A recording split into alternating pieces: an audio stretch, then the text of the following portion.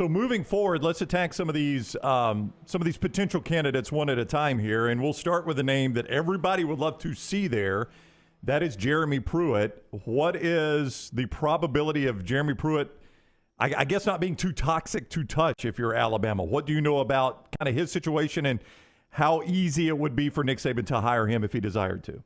Oh, yeah, without the situation obviously involving the NCAA and the legal issues that are in play there too with his previous employer in Knoxville, I think it would be obviously pretty easy to imagine that situation. I think there's still some scenarios where you can envision Jeremy back at Alabama. It just seems like it's wide ranging depending on, how things sort of continue to play out, because a big part of all this is that, Jeremy's not just an elite position coach and an elite coordinator. He's an elite recruiter. So, how or if he's impacted by the Tennessee situation where the NCAA is concerned, could impact his ability, his availability where recruiting is concerned. So, yeah, he's a guy that, again, without the situations that are currently in play, very easy to envision Jeremy back in that spot. And then you get into guys like Glenn Schumann currently of Georgia, sensible as well with his history at the University of Alabama, really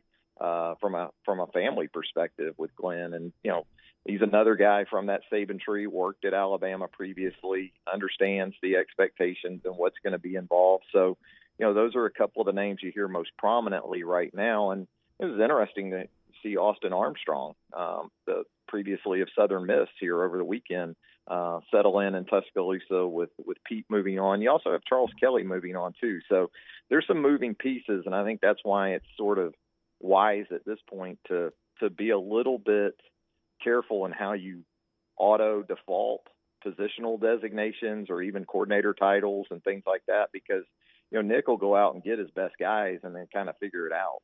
Yeah, that's right. When you talk about Jeremy coming back, I'm wondering relationships when people leave. You see, like Kevin Steele left and came back. Lance Thompson did it once and came back. Jeremy was there when, and sowed his oats at Florida State and won a championship, Georgia, and then came back to Alabama. The last time he left, do you feel like the departure was good between Nick and Jeremy? No bridges were burned when he was at Tennessee? Because sometimes when you're at a rival and you're on the recruiting trail, you can ruffle some feathers. You still feel like he's in good standing with Nick? I would think so, absolutely. Look, we saw Lance Thompson basically detonate the Lorraine Wallace Bridge on the way out of town to go to Tennessee, and guess who came back, right? So if you can coach, and more specifically, if you can recruit, Jim, this, there's a path home to Nick and Miss Terry. So, yeah, I think just from that perspective, he's fine. I think Nick absolutely thought this situation, regardless of if it's Tennessee, Auburn, LSU, wherever, you got to take that shot. And so, yeah, I would think Jeremy, just from the standpoint of how he left the last time, there would be no problem with that.